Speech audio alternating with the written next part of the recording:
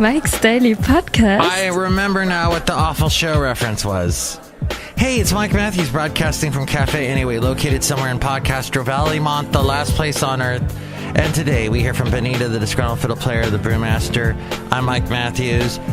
There was a show that I produce on Mondays, and I guess it's not awful, but the guys that do this show that I record at this AM station, Mike's Daily Podcast, this is their first foray into radio, and they walk in like they know what they're doing, and they really don't. Mike's Daily Podcast. And I have to gently nudge them and go, hey, you gotta kind of keep an eye on your guest, that he makes sense and he sounds okay, and when he's on the phone he's not talking to you from outside of his home, and the phone is inside the home, and they think they're on the speakerphone, so it's going to pick up their voice. Mike's Daily Podcast. Yeah, people don't quite understand that, you know, when you're calling into a radio station Mike's to do an interview Daily on some radio show Podcast, that phone is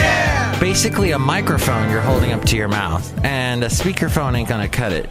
No matter how good the technology gets, it's still crap. So I had this long discussion with my LLP about this, because she doesn't, you know, just the whole world of radio is this bizarre place, and it's kind of this other land, and I was trying to explain it to her. Look who just walked in. By the way, my 461 subscribers that I thought I have, I don't. For some reason, my website is saying join 461 other subscribers in getting the email sent to you, the email that I shoot out every day. And it told me I have 461 other subscribers. When I went to look who else walked in. When I went to look for those other email addresses, they don't exist. So I don't know what it's this stupid Jetpack addition to WordPress. Whatever. Hey, I'm doing it all on my own, and I'm learning as I go. But a couple people walked in. Hi, Mark. It's Benita the Road Queen. How you doing? Hey, dude, this girl, I'm Brewmaster, over. Okay, great. That got through everyone as fast as possible. The podcast picture is with this guy who also walked in. Do you know that? Bison Bentley, that's right. And here's today's podcast picture. I don't have really any commitment to my characters today, so I'm just going to leave it at that. I just don't have it today. I just don't. And so...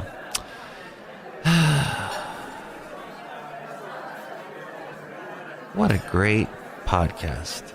So Blankenship, I guess that's pretty much the last time you'll ever hear that word. He lost the West Virginia primary, and pretty much that's the last you'll have to hear about West Virginia. And Cordray defeated Kucinich in Ohio. Republicans narrowly averted political disaster in the West Virginia Senate primary yesterday with the defeat of former coal executive Don Blankenship. And so Kucinich has been defeated. So, you know, Kucinich, big time Democrat liberal guy, he actually ran for president. I remember that. Hey, Fox and producers, he ran for president, and he was small guy, and Willie Nelson loved him. I remember Willie Nelson was a supporter of him. What? Gina Davis's husband filed for divorce? How do you file for divorce from Gina Davis? That makes no sense. Fox, that's the movie producing company that I guess also owns that news channel, and producers are scrambling to save Lethal Weapon. Multiple sources say the Hollywood Reporter, they tell the Hollywood Reporter that troubled star Clayne Crawford has been fired from the Fox procedural. He has been fired. You're fired. You're fired. You're fired. You're fired. You're fired. As studio Warner Brothers Television has been scrambling to find an actor to replace him. Sources say Multiple actors have had the offer to take over the role for a potential third season, and have passed as the process continues ahead of Fox's upfront presentation to Madison Avenue ad buyers. Crawford has come under fire of late for his bad behavior on the set of the Damon Wayans drama. The actor recently apologized for 2 incidents for which he was reprimanded during the sophomore season. He said the first incident happened when he became angry with what he deemed unsafe working conditions on the set. After the outburst, Crawford said he met with Human Resources, apologized for his role in the conflict, and completed studio-appointed therapy, while also sharing a sizable portion of his paycheck with one of the parties involved at Warner's request. The second incident occurred during an episode Crawford was directing when another actor on the set felt unsafe after being hit by a piece of shrapnel from an effect. Wow. Too bad I never have watched that show. I remember the movie, but, you know. I'm done with all these movies turning into TV shows. Enough. Oh, but Mike, some of them are really good. Some of them are better than the movies. No. You actually, right off the bat, you get negative 90 points for coming up with a show based on a movie. No. And likewise, a TV show that's a reboot of an old TV show. Negative 90 points. But Mike, Battlestar Galactica was better than the original. Sure, okay, it was. But it's still negative 90 points. You can't. You got to come up with original ideas. But Mike, Doctor Who is a reboot of the old. Negative 90 points. Negative. So I saw Kevin, who has done the segment Addenda with Kevin. Addenda with Kevin. And he had the funniest story yesterday about how they are so down in Southern California, where I used to live eons ago. They are so freaking territorial about their teams. I guess anywhere you go, they're nuts about their teams, their sports teams, and whatever. I don't pay attention to sports. It's a bunch of guys on a field throwing objects at each other. That's it. Done. Okay, I played all the big sports as a kid. Sure. Camaraderie. But it's sad. I think the people that really get into sports, that's all they obsess about, it's sad. It's like, get a life. Become a podcaster. Podcast for 7 years like I did. I don't get it. I just, it's not my thing. It's not my bag, baby. So I wrote out on this piece of paper, speakerphone, ? So when I do that show with those 2 guys, and they have a guest on a speakerphone, I hold this sign up to the guys. Because I'm done. I'm done getting on the phone with the guest and going, are you on a speakerphone? Well, you got to get off and talk into the phone so it sounds better. That's their job. The Indiana Senate race. Indiana. Mike Braun won the GOP primary in a huge upset over 2 sitting congressmen. Yes, that's what's going on in Indiana. You know what else is going on in Indiana? Hooters. People going to Hooters. That just in. That happened. They've got... Oh, what's that place? I was watching something on... Because all I watch... So I don't watch sports on the weekend. When I'm at my weekend job, I watch the Food Network. No, not the Food Network. I hate the Food Network now. It's all game shows. Hey, these guys are going to try and bake a cupcake in 5 seconds. Go! Yeah, all right.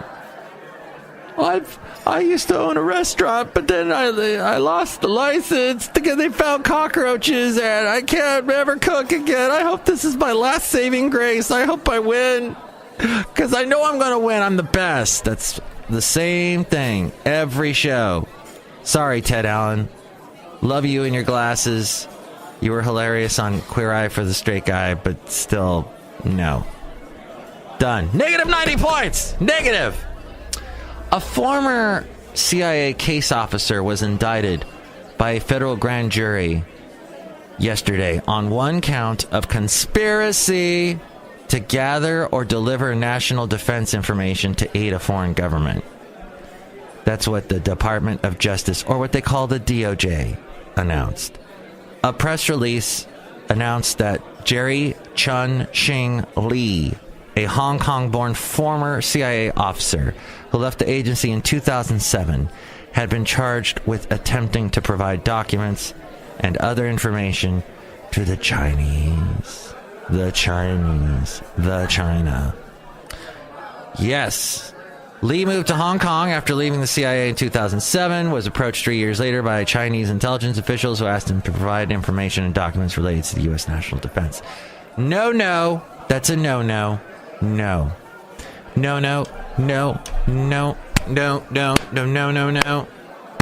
Some people think I do the shimmy! Greg Pence is the older brother of Mike Pence. Notice he does not go by Michael Pence. It's Mike Pence. And I like that. Because I'm Mike Matthews. I'm not Michael Matthews. I'm Mike. There was a time I went by Michael Matthews on the radio. That was over 20 years ago. And I was going through a thing. I heard, hey, there's Michael Bolton, Michael McDonald, Michael Crawford, Michael J. Fox. I'll be a Michael. Michael Jackson. I'll be Michael. No. Negative 90 points. I am just Mike. Greg Pence, the older brother of Mike, won the Republican primary for an open congressional seat in Indiana last night. The seat is the same one that Mike Pence held at one time. 6 takeaways from the Tuesday primary election. As we go outside a Café Anyway, we bring you Mike's Daily Podcast, someone podcaster about it. This is going to be a short show. I don't have it in me today. Even though I got to bed early, I still didn't get to sleep till like 9:30, and it's tough. 4 in the morning. It comes without a warning. The primary elections in 4 Republican-leaning states rattled Congress last night as voters ejected a sitting member of the House and set up an intense campaign for the Senate in several battlegrounds. The Republicans in West Virginia, well, I told you about the Hacking Ship, whatever the hell his name is. Voters nearly always dislike Congress, but Tuesday was a vivid illustration of how toxic the taint of Washington may be in 2018. Who wrote this? The New York Times. Alex Burns. He uses colorful language. So that is pretty much it. Blankenship. And finally, National Republicans and Democrats waded into the West Virginia Senate primary, and they found that interventions can be effective. First, a Republican group backed by McConnell's allies spent heavily attacking Blankenship. Then Trump issued a tweet on Monday warning about Blankenship. Back to Trump real quick as we wrap up the show. And that is we're out of the Iran deal now. Yeah. What I say to that is, Whoa. And okay, so speaking of the New York Times, I was listening to their podcast this morning, and the fact is that they stopped making their nuclear weapons. They stopped during the agreement, but it was everything else they did that the Republicans were able to seize on and go, look, still making missiles. Look, they're still funding terrorism. Look, they're still looking at us cross-eyed. Look at that. They're still giving us stink eye. And so it's done. It's gone. We'll see what happens. And that's pretty much it. I got all political on that show, didn't I? I talked about politics. But then I got away from it because it really didn't interest me anymore. Indiana, West Virginia, you're not going to be interested. You're done. You can go back to being those secret states for a while. Go back into you know what? There's nothing wrong with not being at all in the limelight. To get out of the limelight can be wonderful. So enjoy is what I'm saying. Get out of that limelight, go back into the shadows, and we'll see you next election. But that's the end of the show now. I hope you What? They had the opening scene for Doctor Who for the season 11 with the woman. Wait, let's get to the good part. What's this? There's some music. Oh, she's falling. The Doctor's falling because now she's a woman. She fell out of the TARDIS. And she's going, oh no. Yikes. Where's she gonna land? Is she gonna die? Oh, this is new. This footage is new. I haven't seen this yet. I'm so excited. I am nerding the frick out. Okay. She's falling down. Wait a minute. How did the TARDIS get in front of her? Okay, she's doing a total, like, James Bond opening episode where she's